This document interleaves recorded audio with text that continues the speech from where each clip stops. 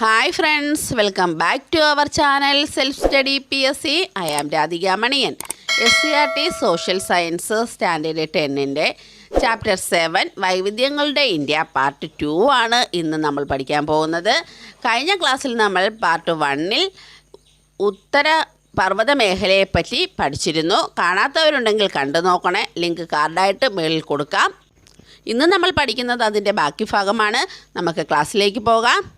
കഴിഞ്ഞ ക്ലാസ്സിൽ നമ്മൾ പഠിച്ചിരുന്നു ഇന്ത്യൻ ഭൂപ്രകൃതിയെ 5ആയി തരംതിരിക്കാം. ഉത്തര പർവ്വത മേഖല, ഉത്തര മഹാസമതലം, ഉപദ്വീപീയ പീഠഭൂമി, തീരസമതലങ്ങൾ, ദ്വീപുകൾ. അതിൽ ഉത്തര പർവ്വത മേഖല നമ്മൾ കംപ്ലീറ്റ് ചെയ്തിരുന്നു. ഇനി ഉത്തര മഹാസമതലത്തെപ്പറ്റി നമുക്ക് നോക്കാം. 7 ഉത്തരേന്ത്യൻ സംസ്ഥാനങ്ങളിലായി വ്യാപിച്ചു കിടക്കുന്ന അതിവിശാലവും ഫലഭൂയിഷ്ഠവുമായ ഭൂവിഭാഗമാണ് ഉത്തര മഹാസമതലം. ലോകത്തിലെ തന്നെ ഏറ്റവും വിസ്തൃതമായ എക്കൽ സമതലങ്ങളിലൊന്നാണ് ഉത്തര മഹാസമതലം. ഹിമാലയത്തിൽ നിന്നൊഴുകിയെത്തുന്ന നദികളുടെ അനേകായിരം വർഷങ്ങളായി തുടർന്നു വരുന്ന നിക്ഷേപണ പ്രക്രിയയിലൂടെ ഫലമായി രൂപം കൊണ്ട അതിവിശാലമായ സമതലമാണ് ഉത്തര മഹാസമതലം. സിന്ധു ഗംഗ ബ്രഹ്മപുത്ര സമതലമെന്നും അറിയപ്പെടുന്നു. ഉത്തര മഹാസമതലത്തെ സിന്ധു ഗംഗ ബ്രഹ്മപുത്ര സമതലമെന്നും അറിയപ്പെടുന്നു. വളരെയധികം ഫലഭൂഷ്ടിയുള്ള എക്കൽ മണ്ണ് ഈ സമതലത്തിൻ്റെ സവിശേഷതയാണ്. വളരെയധികം ഫലഭൂഷ്ടിയുള്ള എക്കൽ മണ്ണാണ് ഉത്തര മഹാസമതലത്തിൽ ഉള്ളത്. നമ്മൾ ഉത്തര പർവ്വത മേഖല പഠിച്ചപ്പോൾ അവിടെ ഏറ്റവും കൂടുതലായി കാണപ്പെടുന്നത് പർവ്വത മണ്ണാണെന്ന് പഠിച്ചിരുന്നു. ഉത്തര മഹാസമതലത്തിൽ എക്കൽ മണ്ണാണ്. ഏതേത് നദികളുടെ നിക്ഷേപണത്തിൻ്റെ ഫലമായാണ് രൂപം കൊണ്ടിട്ടുള്ളത് എന്നതിൻ്റെ അടിസ്ഥാനത്തിൽ ഉത്തര മഹാസമതലത്തെ പല ഭാഗങ്ങളായി തിരിച്ചിട്ടുണ്ട്. പഞ്ചാബ് ഹരിയാന സമതലത്തിൻ്റെ രൂപീകരണത്തിന് കാരണമാകുന്ന നദികൾ സിന്ധുവും പോഷക നദികളുമാണ്. പഞ്ചാബ് ഹരിയാന സമതലത്തിൻ്റെ രൂപീകരണത്തിന് കാരണമാകുന്ന നദികൾ സിന്ധുവും പോഷക നദികളുമാണ്. രാജസ്ഥാനിലെ മരുസ്ഥലി ബാഗർ സമതലത്തിന് രൂപീകരണത്തിന് കാരണമാകുന്നത് ലൂണി സരസ്വതി നദികളാണ്. രാജസ്ഥാനിലെ മരുസ്ഥലി ബാഗർ സമതലങ്ങളുടെ രൂപീകരണത്തിന് കാരണമാകുന്നത് ലൂണി സരസ്വതി നദികളാണ്. ഗംഗാ സമതലം ഗംഗയും പോഷക നദികളും. ഗംഗാ സമതലം ഗംഗയും പോഷക നദികളും. ആസാമിലെ ബ്രഹ്മപുത്ര സമതലം ബ്രഹ്മപുത്രയും പോഷക നദികളും. ആസാമിലെ ബ്രഹ്മപുത്ര സമതലം ബ്രഹ്മപുത്രയും പോഷക നദികളും. ലോകത്തിലെ ഏറ്റവും ജനനിബിഡമായ പ്രദേശങ്ങളിലൊന്നാണ് ഉത്തര മഹാസമതലം. ഇന്ത്യയുടെ ധാന്യപ്പുര എന്നറിയപ്പെടുന്നത് ഉത്തര മഹാസമതലം. പ്രീവിയസ് ഇയർ ആണ്. ഇന്ത്യയുടെ ധാന്യപ്പുര എന്നറിയപ്പെടുന്നത് ഉത്തര മഹാസമതലം. ഉത്തര മഹാസമതല മേഖലയിൽ കൃഷി ചെയ്യുന്ന പ്രധാന വിളകൾ ഗോതമ്പ്, ചോളം, നെല്ല്, കരിമ്പ്, പരുത്തി, പയർവർഗ്ഗങ്ങൾ. ഗോതമ്പ്, ചോളം, നെല്ല്, കരിമ്പ്, പരുത്തി, പയർവർഗ്ഗങ്ങൾ എന്നിവയാണ് ഉത്തര മഹാസമതല മേഖലയിൽ കൃഷി ചെയ്യുന്ന പ്രധാന വിളകൾ. പഞ്ചാബ് ഹരിയാന സമതല പ്രദേശത്തിലെ പ്രധാന വിളകൾ ഗോതമ്പ്, ചോളം, കരിമ്പ്. പഞ്ചാബ് ഹരിയാന സമതല പ്രദേശത്തിലെ പ്രധാന വിളകൾ ഗോതമ്പ്, ചോളം, കരിമ്പ്. ഉത്തര മഹാസമതലത്തിൻ്റെ പടിഞ്ഞാറ് ഭാഗത്ത് മഴ തീരെ കുറവായത് കാരണം രാജസ്ഥാൻ സംസ്ഥാനത്തിൻ്റെ മിക്ക പ്രദേശങ്ങളും മരുഭൂമിയാണ്. ഉത്തര മഹാസമതലത്തിൻ്റെ പടിഞ്ഞാറ് ഭാഗത്ത് സ്ഥിതി ചെയ്യുന്ന മരുഭൂമി താർ മരുഭൂമി. ഇന്ത്യയിൽ ഏറ്റവും കൂടുതൽ ചൂട് അനുഭവപ്പെടുന്നത് ജയ്സാൽമീർ. ഇന്ത്യയിൽ ഏറ്റവും കൂടുതൽ ചൂട് അനുഭവപ്പെടുന്നത് ജയ്സാൽമീർ. പ്രീവിയസ് ഇയർ ക്വസ്റ്റ്യൻ ആണ്. ജയ്സാൽമീർ സ്ഥിതി ചെയ്യുന്നത് താർ മരുഭൂമിയിൽ. ജയ്സാൽമീർ സ്ഥിതി ചെയ്യുന്നത് താർ മരുഭൂമിയിൽ. മരുപ്രദേശങ്ങളിൽ കാണപ്പെടുന്ന മണ്ണ് ഈർപ്പം തീരെയില്ലാത്ത ലവണാംശമുള്ള മരുഭൂമി മണ്ണ്. മരുപ്രദേശങ്ങളിൽ കാണപ്പെടുന്ന മണ്ണ് ഈർപ്പം തീരെയില്ലാത്ത ലവണാംശമുള്ള മരുഭൂമി മണ്ണ്. മരുപ്രദേശത്തെ സ്വാഭാവിക സസ്യജാലങ്ങൾ മുൾച്ചെടികൾ, കുറ്റിക്കാടുകൾ. മരുപ്രദേശത്തെ സ്വാഭാവിക സസ്യജാലങ്ങൾ മുൾച്ചെടികൾ, കുറ്റിക്കാടുകൾ. രാജസ്ഥാനിൽ പ്രധാനമായും കൃഷി ചെയ്യുന്ന വിളകൾ ബജ്ര, ജോവർ. രാജസ്ഥാനിൽ പ്രധാനമായും കൃഷി ചെയ്യുന്ന വിളകൾ ബജ്ര, ജോവർ. ഇനി നമുക്ക് ഉപദ്വീപീയ പീഠഭൂമിയെക്കുറിച്ച് പഠിക്കാം. മധ്യപ്രദേശ്, ജാർഖണ്ഡ്, ഛത്തീസ്ഗഡ് എന്നീ സംസ്ഥാനങ്ങളും മഹാരാഷ്ട്ര, കർണാടകം, തമിഴ്നാട്, തെലങ്കാന, ഒഡീഷ, പശ്ചിമ ബംഗാൾ എന്നീ സംസ്ഥാനങ്ങളുടെ ചില പ്രദേശങ്ങളും ഉൾപ്പെട്ട ഭൂവിഭാഗമാണ് ഉപദ്വീപീയ പീഠഭൂമി.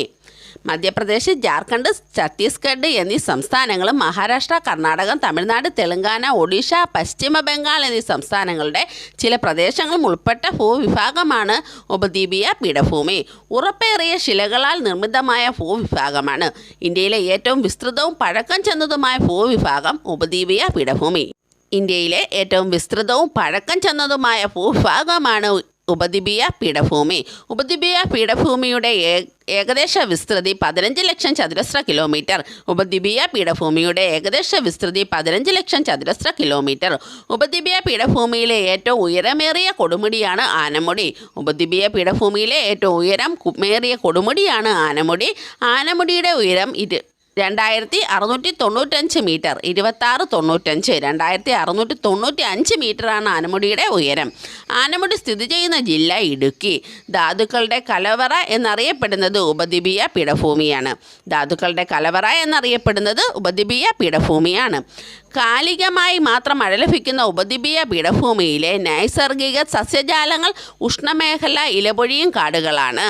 കാലികമായി മഴ ലഭിക്കുന്ന ഉപദ്വീപീയ പീഠഭൂമിയിലെ നൈസർഗിക സസ്യജാലങ്ങൾ ഉഷ്ണമേഖല ഇലപൊഴിയും കാടുകളാണ്.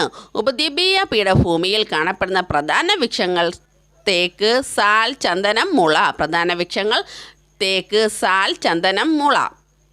ധാരാളം മഴ ലഭിക്കുന്ന പശ്ചിമഘട്ട മലനിരകളുടെ പടിഞ്ഞാറൻ ചരിവുകളിൽ കാണപ്പെടുന്നത് ഉഷ്ണമേഖലാ മഴക്കാടുകൾ. പശ്ചിമഘട്ട മലനിരകളുടെ പടിഞ്ഞാറൻ ചരിവുകളിൽ കാണപ്പെടുന്നത് ഉഷ്ണമേഖലാ മഴക്കാടുകൾ. ഉപദ്വീപീയ പീഠഭൂമിയുടെ തെക്ക് ഭാഗം ഡെക്കാൻ പീഠഭൂമി. ഉപദ്വീപീയ പീഠഭൂമിയുടെ തെക്ക് ഭാഗം ഡെക്കാൻ പീഠഭൂമി. ലാവ തണുത്തുറഞ്ഞുണ്ടായ പീഠഭൂമിയാണ് ഡെക്കാൻ പീഠഭൂമി. ഡെക്കാൻ പീഠഭൂമി നിർമ്മിച്ചിരിക്കുന്നത് ബസാൾട്ട് എന്ന ആഗ്നേയ ശിലകളാലാണ്. ഡെക്കാൻ പീഠഭൂമിയിൽ ധാരാളമായി കാണപ്പെടുന്ന മണ്ണ് കറുത്ത മണ്ണ്. ഡെക്കാൻ പീഠഭൂമിയിൽ ധാരാളമായി കാണപ്പെടുന്ന മണ്ണ് ഏതാണ്? കറുത്ത മണ്ണ്. പരുത്തി കൃഷിക്ക് അനുയോജ്യമായതിനാൽ ഈ മണ്ണ് അറിയപ്പെടുന്നത് കറുത്ത പരുത്തി മണ്ണ് എന്നാണ്. ഉപദ്വീപീയ പീഠഭൂമി പ്രദേശങ്ങളിൽ ധാരാളമായി കാണപ്പെടുന്ന മറ്റൊരു മണ്ണാണ് ചെമ്മണ്ണ്. ഉപദ്വീപീയ പീഠഭൂമി പ്രദേശങ്ങളിൽ കാണപ്പെടുന്ന മറ്റൊരു മണ്ണാണ് ചെമ്മണ്ണ്. ഉപദ്വീപീയ പീഠഭൂമിയുടെ തെക്ക് ഭാഗമാണ് ഡെക്കാൻ പീഠഭൂമി. ഡെക്കാൻ പീഠഭൂമിയിൽ ധാരാളമായി കാണപ്പെടുന്ന മണ്ണ് കറുത്ത മണ്ണാണ്. അതുപോലെ തന്നെ ഉപദ്വീപീയ പീഠഭൂമി പ്രദേശങ്ങളിൽ ധാരാളമായി കാണുന്ന മറ്റൊരു മണ്ണാണ് ചെമ്മണ്ണ്. താരതമ്യേന ഫലപുഷ്ടി കുറഞ്ഞ മണ്ണാണ് ചെമ്മണ്ണ്. ചെമ്മണ്ണിന് ചുവപ്പ് നിറം നൽകുന്നത് ഇരുമ്പിൻ്റെ അംശമുള്ളതിനാലാണ്. ഉപദ്വീപീയ പീഠഭൂമിയിൽ മൺസൂൺ മഴയും ഇടവിട്ടുള്ള വേനൽക്കാലവും മാറി മാറി അനുഭവപ്പെടുന്ന പ്രദേശങ്ങളിൽ രൂപപ്പെടുന്ന മണ്ണിനമാണ് ലാറ്ററൈറ്റ്. ഉപദ്വീപീയ പീഠഭൂമിയിൽ മൺസൂൺ മഴയും ഇടവിട്ടുള്ള വേനൽക്കാലവും മാറി മാറി അനുഭവപ്പെടുന്ന പ്രദേശങ്ങളിൽ രൂപപ്പെടുന്ന മണ്ണിനമാണ് ലാറ്ററൈറ്റ്. അപ്പോൾ 3 ഇനം മണ്ണുകളെ പറ്റി ഉപദ്വീപീയ പീഠഭൂമി പഠിച്ചു. അത് ശ്രദ്ധിച്ച് പഠിക്കണം. ഉപദ്വീപീയ പീഠഭൂമിയിലെ വൈവിധ്യമാർന്ന ഭൗതിക സവിശേഷതകൾ നമുക്കൊന്ന് നോക്കിവെക്കാം. ആരവല്ലി പർവ്വതനിര, കത്തിയവാർ, വിന്ധ്യാനിരകൾ, ഛോട്ടാ നാഗ്പൂർ, പൂർവ്വഘട്ടം, കച്ച് ഉപദ്വീപ്, മാൾവ പീഠഭൂമി, സത്പുര നിരകൾ, ഡെക്കാൻ പീഠഭൂമി, പശ്ചിമഘട്ടം എന്നിവയാണ് വൈവിധ്യമാർന്ന ഭൗതിക സവിശേഷതകൾ. ഉപദ്വീപീയ പീഠഭൂമിയിലെ പ്രധാന കാർഷിക വിളകൾ പരുത്തി, പയറുവർഗ്ഗങ്ങൾ, നീലക്കടല, കരിമ്പ്, ചോളം, റാഗി, മുളക്. ഉപദ്വീപീയ പീഠഭൂമിയിലെ പ്രധാന ധാതു വിഭവങ്ങൾ ഇരുമ്പയിര്, കൽക്കരി, മാംഗനീസ്, ബോക്സൈറ്റ്, ചുണ്ണാമ്പുകല്ല്. പ്രധാന തൊഴിൽ മേഖലകൾ കൃഷി, ഖനനം, ധാതു അധിഷ്ഠിത വ്യവസായങ്ങൾ. ഉപദ്വീപീയ നദികളെക്കുറിച്ച് നമുക്ക് നോക്കാം. ഉപദ്വീപീയ പീഠഭൂമിയിലെ ഉയർന്ന പ്രദേശങ്ങളിൽ നിന്ന് ഉത്ഭവിക്കുന്ന നദികൾ ഉപദ്വീപീയ നദികൾ എന്നറിയപ്പെടുന്നു. ഉപദ്വീപീയ നദികളുടെ നീരൊഴുക്ക് പൂർണ്ണമായും മഴയെ ആശ്രയിച്ചിരിക്കുന്നതിനാൽ വേനൽക്കാലത്ത് വെള്ളം തീരെ കുറവായിരിക്കും. പടിഞ്ഞാറോട്ടൊഴുകുന്ന ഉപദ്വീപീയ നദികൾ നർമ്മദ, താപ്തി. പടിഞ്ഞാറോട്ടൊഴുകുന്ന ഉപദ്വീപീയ നദികൾ നർമ്മദ, താപ്തി. കിഴക്കോട്ടൊഴുകുന്ന ഉപദ്വീപീയ നദികൾ മഹാനദി, ഗോദാവരി, കൃഷ്ണ, കാവേരി. കിഴക്കോട്ടൊഴുകുന്ന ഉപദ്വീപീയ നദികൾ മഹാനദി, ഗോദാവരി, കൃഷ്ണ, കാവേരി. അപ്പോൾ പടിഞ്ഞാറോട്ട് നർമ്മദ, താപ്തി, കിഴക്കോട്ട് മഹാനദി, ഗോദാവരി, കൃഷ്ണ, കാവേരി. ഉപദ്വീപീയ നദികളിൽ ഏറ്റവും നീളം കൂടിയ നദിയാണ് ഗോദാവരി.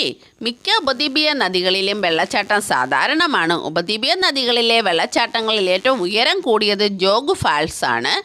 ജോഗ് ഫാൾസ് വെള്ളച്ചാട്ടത്തിൻ്റെ ഉയരം 225 മീറ്ററാണ്. ജോഗ് ഫാൾസ് സ്ഥിതി ചെയ്യുന്നത് ശരാവതി നദി, കർണാടക. ജോഗ് ഫാൾസ് സ്ഥിതി ചെയ്യുന്നത് ശരാവതി നദി, കർണാടക. ഉപദ്വീപീയ നദികളും അവയുടെ ഉത്ഭവസ്ഥാനവും പതനസ്ഥാനവും ഒക്കെ നമുക്കൊന്ന് നോക്കാം. മഹാനദി ഉത്ഭവം മൈക്കല നിരകൾ, മധ്യപ്രദേശ്. ഏകദേശ നീളം 857 കിലോമീറ്റർ. പ്രധാന പോഷക നദികൾ ഇബ്, ടെല്ല്. പതനസ്ഥാനം ബംഗാൾ ഉൾക്കടൽ. ഗോദാവരി ഉത്ഭവം പശ്ചിമഘട്ടം, മഹാരാഷ്ട്രയിലെ നാസിക് ജില്ല. ഏകദേശ നീളം 1465 കിലോമീറ്റർ. പ്രധാന പോഷക നദികൾ ഇന്ദ്രാവതി, ശബരി. പതിക്കുന്നത് ബംഗാൾ ഉൾക്കടലിൽ. കൃഷ്ണ നദി ഉത്ഭവം പശ്ചിമഘട്ടം മഹാരാഷ്ട്രയിലെ മഹാബലേശ്വർ കുന്നുകൾ. കൃഷ്ണൻ മഹാബലവാൻ ആണെന്ന് ഓർത്താൽ മതി. കൃഷ്ണ നദി ഉത്ഭവം പശ്ചിമഘട്ടം മഹാരാഷ്ട്രയിലെ മഹാബലേശ്വർ കുന്നുകൾ. ഏകദേശ നീളം 1400 കിലോമീറ്റർ. പ്രധാന പോഷക നദികൾ ഭീമ, തുംഗഭദ്ര. പതിക്കുന്നത് ബംഗാൾ ഉൾക്കടലിൽ. കാവേരി നദിയുടെ ഉത്ഭവം പശ്ചിമഘട്ടത്തിലെ ബ്രഹ്മഗിരി മലനിരകൾ, കർണാടകം. ഏകദേശ നീളം 800 കിലോമീറ്റർ. പ്രധാന പോഷക നദികൾ കബനി, അമരാവതി. ചെന്നു പതിക്കുന്ന നദി ബംഗാൾ ഉൾക്കടൽ. നർമ്മദ. മൈക്കല മലനിരകളിൽ നിന്ന് ഉത്ഭവം ഛത്തീസ്ഗഡ്. ഏകദേശ നീളം 1312 കിലോമീറ്റർ. പ്രധാന പോഷക നദികൾ ഹിരൺ, ബൻജൻ. പതിക്കുന്നത് അറബിക്കടലിൽ. താപ്തി. ഉത്ഭവം മുൻതായ് പീഠഭൂമി, മധ്യപ്രദേശിലെ ബൈദൂൾ ജില്ല. ഏകദേശ നീളം 724 കിലോമീറ്റർ. പ്രധാന പോഷക നദികൾ ആനർ, ഗിർന. പതിക്കുന്നത് അറബിക്കടലിൽ. നദികളും നദീതീര നഗരങ്ങളും PSC പരീക്ഷകളിൽ ഇമ്പോർട്ടൻ്റ് ആണ്. നമുക്കതൊന്ന് നോക്കാം. യമുന ന്യൂഡൽഹി, ആഗ്ര. ഗംഗ വാരാണസി, അലഹബാദ്, പാറ്റ്ന. ബ്രഹ്മപുത്ര ഗുവാഹട്ടി, ഹൂഗ്ലി കൊൽക്കത്ത. സത്ലജ് ലുധിയാന, ചലം ശ്രീനഗർ. സബർമതി അഹമ്മദാബാദ്. താപ്തി സൂറത്ത്. കൃഷ്ണ വിജയവാഡ. കാവേരി തഞ്ചാവൂർ കുടക്ക്. ക്ലാസ് കൂടുതൽ ലെങ്തി ആകുന്നത് കൊണ്ട് ഇന്നത്തെ ക്ലാസ് ഞാനിവിടെ അവസാനിപ്പിക്കുകയാണ്. വൈവിധ്യങ്ങളുടെ ഇന്ത്യ എന്ന ചാപ്റ്റർ അത്യാവശ്യം വലിയ ചാപ്റ്ററാണ്. അതുപോലെ തന്നെ വളരെ ഇമ്പോർട്ടൻ്റ് ആയിട്ടുള്ള ചാപ്റ്ററാണ്. അതുകൊണ്ട് തന്നെ നല്ല ഇമ്പോർട്ടൻസ് കൊടുത്ത് തന്നെ നമ്മൾ ഈ ചാപ്റ്റർ പഠിക്കണം. ബാക്കി ഭാഗം നമുക്ക് അടുത്ത ക്ലാസ്സിൽ പഠിക്കാം. നമ്മുടെ ചാനൽ സബ്സ്ക്രൈബ് ചെയ്യാതെ കാണുന്നവർ ഒന്ന് സബ്സ്ക്രൈബ് ചെയ്ത് സപ്പോർട്ട് ചെയ്തേക്കണേ. കൂടെ തന്നെ ലൈക്കും കമൻറ്റും ഇടണേ. നിങ്ങളുടെ ലൈക്കും കമൻറ്റുമാണ് എന്നെ മുന്നോട്ടുള്ള യാത്രയിൽ ഹെൽപ്പ് ചെയ്യുന്നത്. അതുകൊണ്ട് തന്നെ ലൈക്കും കമൻറ്റും ഇടാൻ മറക്കരുത്. നമുക്ക് അടുത്ത ക്ലാസ്സിൽ കാണാം. കാണുന്നവരേക്കും thank you friends. Take care.